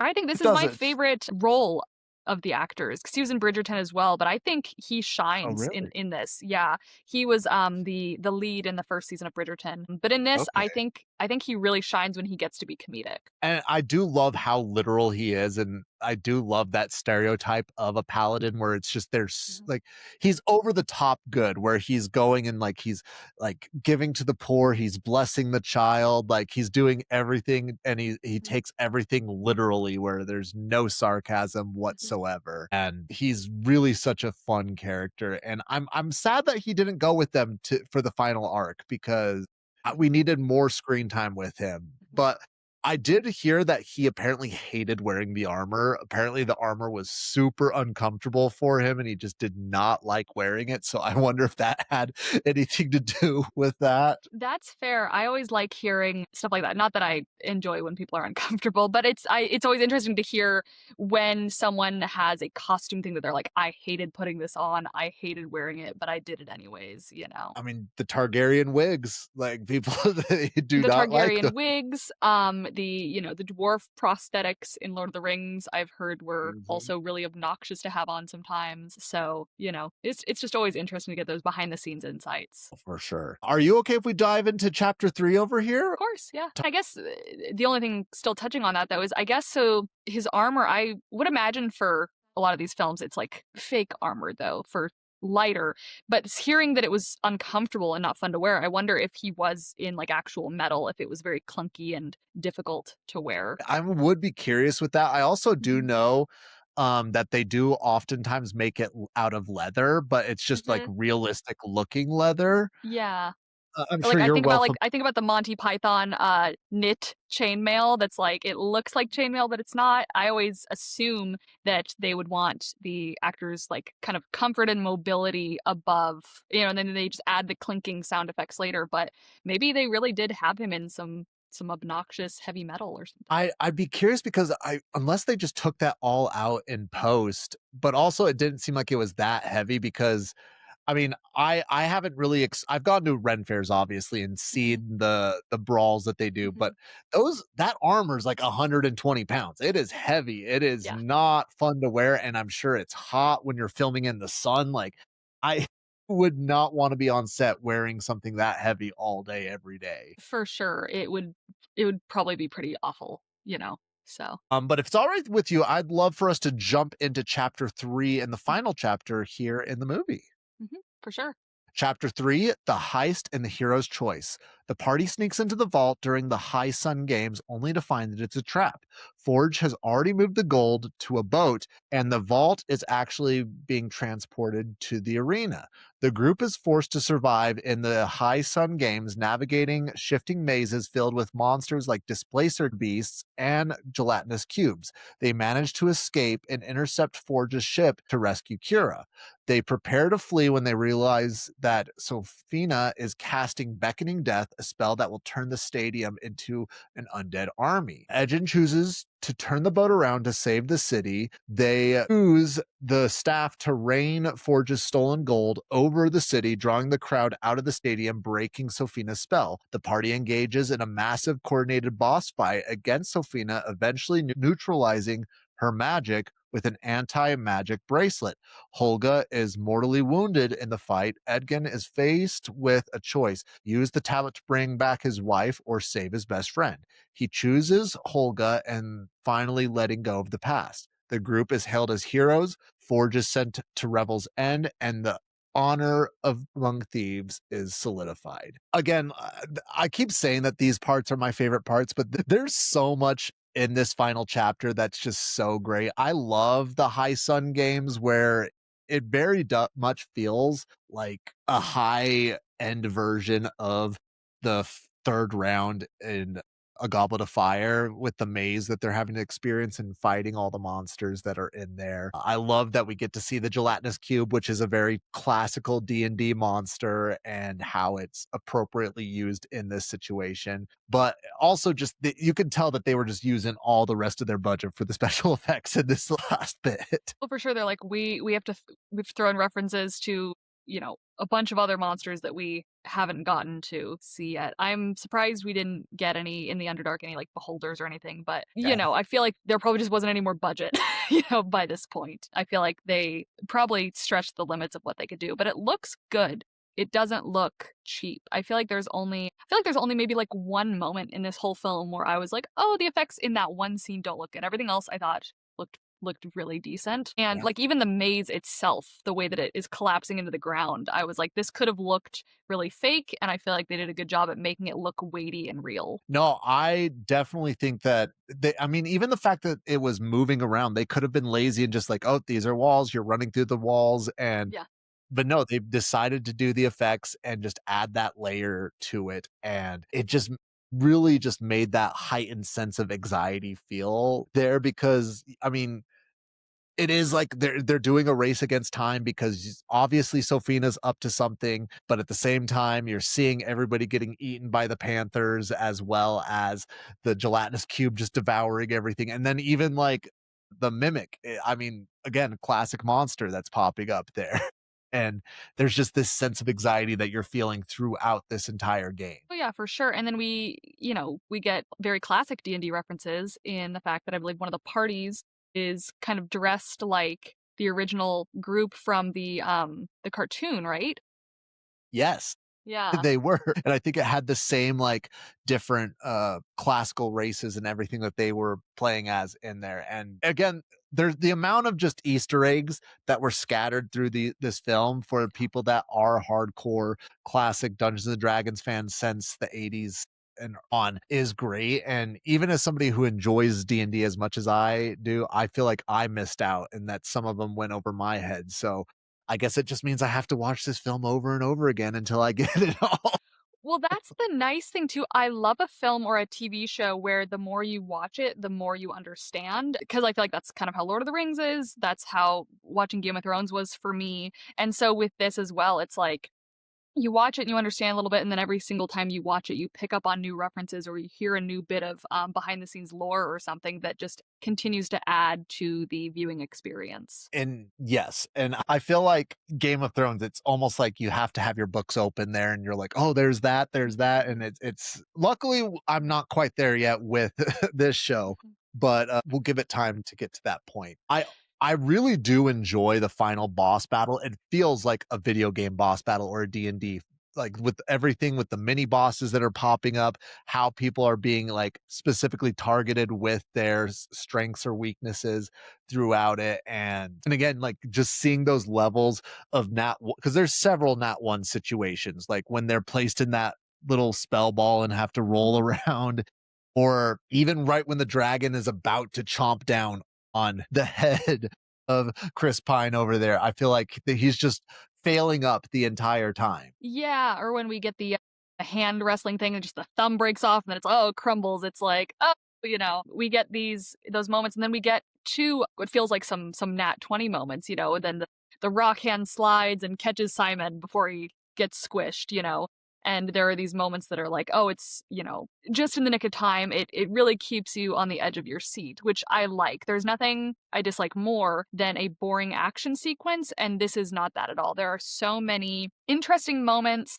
fun bits of magic that really just keep you just looking at the screen the whole time. Yeah, I'm really glad that they decided to actually have a boss fight versus because they could have very easily done like, oh, we just need to stop her from doing the magic in there. Mhm. It's them like trying to get to back to the center and Yeah. disarming this ritual, and that would have been so much more boring than what actually we got to see. And we actually got to see how Sofina's power was affecting and how powerful of a sorceress that she actually was, and also just be able to see how she was able to use her magic and fighting the party in this front. For sure, yeah. And I feel like it it's kind of a testament to her as like a villain that she's able to take on this many people. And it's not Yes. really until, the last final trick that they are able to, get one over on her. So I think they did a good job showcasing that no, she is incredibly powerful. It's not that she's powerful until she isn't. It's that they had to be clever. Yeah, and I do love that it was very much hinted throughout the film, and it wasn't like overbearing that his daughter had that invisibility necklace. It was very much just scattered throughout it, but they did Mhm. consistently remind us that that was something that she had, so it didn't feel like they were just pulling something out of their ass at the very last minute. It felt very deliberate with how they were setting up throughout the film. And it was one of those things that also, I like that they did a callback to that time stopping spell, because again, if it was just some epic spell that we would have seen for the first time, I would have been mad. But I did like that it was something that was established early on that we could recognize and see. Yeah, it was a full circle kind of character building, character growth moment, which is nice. It feels like it kind of tidies up those loose threads with it, and it shows, yeah, that the characters have in a way kind of leveled up throughout their journey, which is nice. Although I as dope as it looked, Olga's axe when it was in the lava and got all melted, like in my head, I'm like, is it better? Is it better right now? I was It thinking that looks too. I was like, is that gonna be helpful? it just looks awesome now, but it's not sharp anymore. It's not like, what are we doing here? It didn't give it fire Yeah. magic or anything. Right? Yeah. It kind of would have been funny if there was she lifts it up and she's like, this is great. And then it just, boom, just melts completely, because I was just like, how does this, what are the mechanics of this? How does this work? But, a little nitpick. It's fine overall. I think if I were to, so something that I like to do is I like to make minor changes that I think that would make the film Mhm. more fun. One change that I would have made is that Holga is like trading her weapons throughout the movie consistently. Like with each fight that goes by, she's like, I like this sword. I'm going to leave my sword, that I leave this axe with her. Oh, I like this spear. And just like trading out her weapons. Again, like they were trying to have it so that they all felt like they were upgrading and getting something special. And I think that that could have been just a nice little throwaway line, because in D&D, barbarians are known for loving weapons and like always trying to get more weapons. And I think that that could have been a nice little homage to that. I'm not, again, it's not like the movie's ruined by any means, but I feel like that's like a small minor thing they could have done to No, make a that is a difference. good point, because it is kind of a thing that throughout your game or your quest, that you are collecting new items, and not everyone in the party in this seemingly collects new items. So it would have been kind of nice before this final boss fight that everyone throughout the film, kind of is able to use the new things they've acquired along the way. It's like obviously Simon, with the helmet and all that, but it would be nice to see everyone get a little bit of an upgrade. Yeah, it seems like Simon's the only one who's collecting stuff. He gets the helmet, he gets the Mhm. staff. They're like, what, Mhm. what we doing, Simon? Why are we kidding? Yeah, He's still I of it mean, all. the only thing is, like, I guess Chris Pine's character, he gets the Harper's book back, and that's how he's able to see, like, oh, this is what they're going to do. Oh, I finally look at this item I've been given that I've ignored this whole time. But other than that, yeah, we don't really get upgrades for our other party members. Well, Chris Pine grew his heart back. Yeah. Well, is there anything else that you want to discuss about the movie before we wrap up in this chapter or all the chapters in general? I think I like that this film ends kind of where we start with, Hugh Grant's character now in prison. I think that's a nice little bookend. And I think it wraps up the film nicely in a way, though, that does feel like it leaves it open for a sequel, but is okay if it doesn't have a sequel, which I think is kind of the Yeah. best way to end things. If they did do a TV show, they would have to do it where there's eventually like this, what's the place called? I think it's called Revel's End. Like that becomes their Arkham Asylum, where we're just collecting all these villains, and eventually there's going to be a jailbreak, and they form like this League of Villains sort of Mhm. situation. And Be fun. I can totally see that being an arc of the Yeah, show. Well, if it's all right with you, I'd love for us to jump into the whole purpose of the podcast and do our dragon grade. of course. Yes. For Thumberchar. All righty. Yeah, Thumberchar. All right. So each week we do a dragon grade, scaling our dragons on a scale of 0 to 10 in 5 categories. These 5 categories are design, special effect, character, film, and X factor. We scale from 0 to 10, 0 being abysmal, 10 being incredible, and 5 being just okay. Now, for Thumberchar, I'm sure I'm butchering the name when I'm saying it like that. Stella, what would you give Thumberchar from a design standpoint on a scale of 0 to 10? Maybe this is too high, but I was gonna give him like an 8 or a 9 because I love Fat Dragon. Like, when else do we get to see a gigantic fat dragon? I feel like that's kind of a rarity in fantasy, and I thought that he was very colorful and beautiful. I mean, maybe she. I don't know if we ever get a gender on the dragon. Very colorful though and vibrant. I am here for a vibrant, colorful dragon. So yeah, I said like 8 or 9. Okay. I mean, that I do think the design is very like I love the design for it. I do love me a chunky dragon. I think that Mhm. it's a very unique thing, and it'll obviously reflect that in the X factor Mhm. when we get there. Mm. But yeah, I do think that everything that about the coloring is a very I am such a sucker for red dragons. I think that it is a very good color for a dragon, although I do think that the black dragon, we're not going to do a dragon grade for the black dragon, but the black does a lot for it there. But I think that I'm on that same wavelength. I'm giving it an 8 in design. Great. Okay. Now, for special effects, what would you give Charg, the red dragon, Mhm. scale for its special effects on a scale of 0 to 10? A scale of 0 to 10. I mean, it's hard because this is a very stylistic film. There are elements that look very cartoony.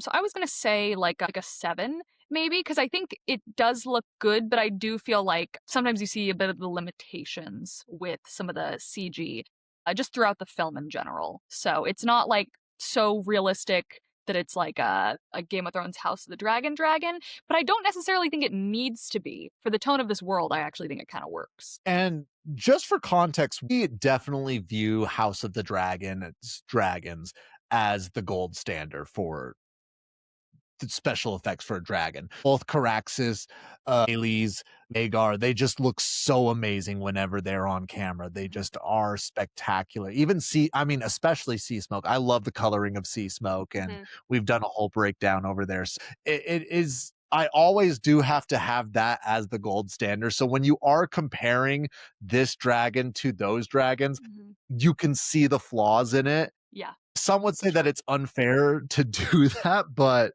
it is what it is. I think I was a little bit more harsh, but I gave it a 6, which still I translates to I good. had a I 6 think to 7, so yeah, I okay, was about the same page. in that same range. Yeah. Yeah. But moving on to character, this one I'm interested. What would you give it on character on a scale of 0 to 10? You know, we see this dragon for a very short amount of time, which I feel like does make it hard for the characterization. So, but even still, like with the short amount of time, you do get a lot out of this dragon of like this dragon is kind of goofy, silly, just wants to eat everything. You know, we get this rolling sequence, like it's very funny. So I actually gave it a 7 for character. Yeah. Okay. Yeah. I feel like I understood the personality of this dragon, so I was wondering though throughout it, like it's in the Underdark, and yes, there are monsters in the Underdark and there's creatures, Mhm. but how on earth did it get that fat living in the Underdark over there? It just doesn't seem to make sense. So, That's a great like, point. That is a great point. I think I just wasn't even thinking about that because I was just so mesmerized by the rolling and the sliding down the bones. I was just like, this is wonderful. So, have you played you've played Elden Ring, correct? mhm. Yeah, I very much got some of those boss fights where it's the pre what are they called? It's the bigger guy with like the rapier that's not the rapier I know what you mean with though. like It felt very like Souls style of like it has different moves and it's moving into these different attacks and things. It's like we're gonna do the sliding for a bit, we're gonna do the rolling for a bit. You have to figure out the pattern. So and they sort of have to like with the yeah, breath weapon that's they're like yeah, it's giving off that gas and then it eventually ignites there. yeah. But for me, I definitely agree with you where it was just not on camera that much. I Mhm. also in Dungeons and Dragons, they make it so dragons can talk in the game, which I was actually really disappointed that they didn't give him some sort of vocals to be able to talk. And I think that they could have, like, even if they just made him dumb, like he could have been That's just a like great this point. big dumb, like almost like give him a dog personality. Like if you could understand I think that that could have played over really well. And I'm just think that that's just such a missed opportunity. Yeah. And I've said on the podcast several times that a talking dragon always makes a huge difference, with the exception of Toothless from How to Train Your Dragon. I think Toothless is one of the best characters of a nonverbal dragon. Hmm. And to that point, like this is no Toothless. So I'm actually going to be quite harsh on it, and I'm giving it 4 on mediocre. Like it's a fun character, and I love that what it Hmm. is providing, but I just want more, and especially where there's the lore providing that it's more. That's a great point. And I always find it interesting too, like how the dragon is characterized if they're choosing to make it lean more towards dog or cat archetypes. I definitely feel like this dragon was leaning more towards dog. So I could totally see how it would have been beneficial to give it like, kind of a goofy, almost dog like voice. Yeah. I'm Yeah. even like, I don't, again, this is a weird throwback, but did you ever see the movie Over the Hedge? Or I think Hmm. the Yeah. DreamWorks. Yep. Even just giving it like that Rottweiler where it was like play, it just like keeps Yeah. repeating. Like they could have done something very similar where it's just this dragon that has no understanding of social cues, but still is Yep. verbalizing like, oh, Yeah. food. Yeah. Food, meat.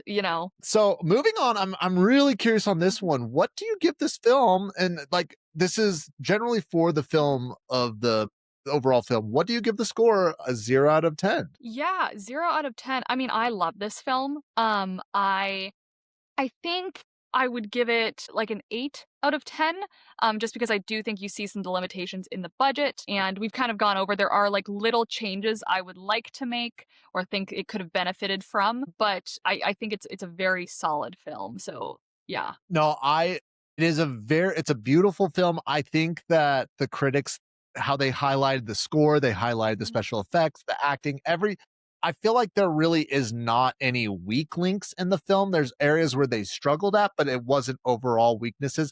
I think I'm in that same boat with you. I'm giving it at the 8 as well. And now we're on to the X Factor. Now, the X Factor just being what makes this dragon stand out to other dragons? How does this dragon set itself apart and be memorable?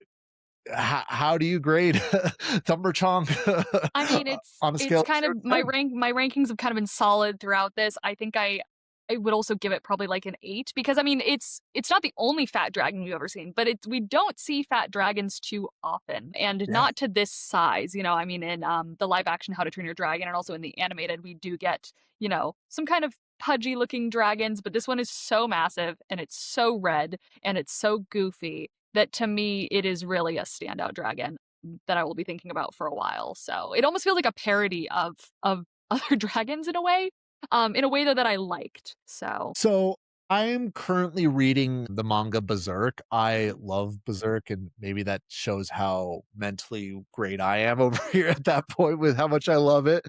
But there's a line in Berserk that I've read recently that dragons exist, and I'm going to butcher it and I'll post up here, but essentially the line is like dragons exist in the minds of men as something that men can't kill. It's supposed to be they're supposed to be like the peak, the top of the food chain. Like it's just the whole idea of something you're unable to overcome. And there is a level of like impending doom that you see with this dragon, but it's not like seeing Smog. It's not like seeing Drogon in season 8. It's yeah. very much like it's giving almost Jabba the Hutt vibes of a dragon over here, where it's like menacing, but it's also like it could be worse sort of situation. For sure. It's like terrifying, but it's kind of like, really? This is what's gonna get us? This giant They definitely had plushies in mind when they were designing this dragon. They yeah, wanted to sell some merch for over sure. here. But to that point, I also really, so in Dungeons and Dragons, when you're fighting a dragon, they can't use their breath weapon whenever they want. You have to roll for it, and it only comes up very like it can only get its back. It can only get its breath whack. It can only get its breath weapon back if it rolls a specific dice on that. And I loved just seeing that concept get Mhm. brought up in there. So I definitely think that that's unique. And unless they continue doing these movies, I don't think we're ever going to see something like that again. So I actually gave it a 9 X Factor just between the design and the level of mechanics that were going on. And also just, I mean, how many dragons have we seen attacked by rolling over like a roly-poly over there? Exactly. It was a very creative design. I mean, it would be like if Caraxes slapped someone with his big old noodle neck. It's very goofy. It's very silly in a way that, like I said, feels a bit like a parody almost of a dragon, but not so much that it's insulting. It's creative. So, Yes. yeah. Like the only part of me that's like, how does this work is like, how did it get to be so large? Because like, what is it eating down there? How did it get to be so large? How did it get down there? A lot of questions. We Yeah, need a prequel about that. We need to figure out who put him down there. exactly. Yeah. Which we do have our final score for Thumberchod, and it comes out to be on a scale of 0 to 10. The final score is 7.3, which is between very good and great, which, I think that that's an appropriate score where we landed on with it. I think so too. This is a solid dragon. Yeah.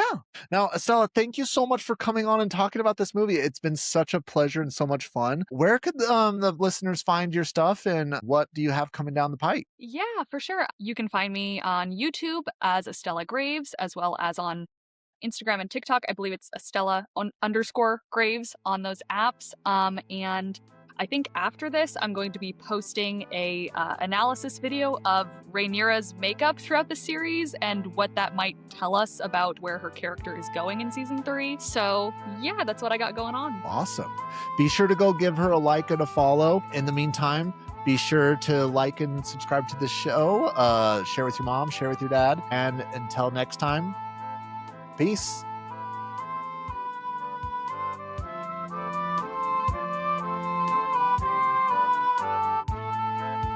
That's all for this week's Dragon Lore.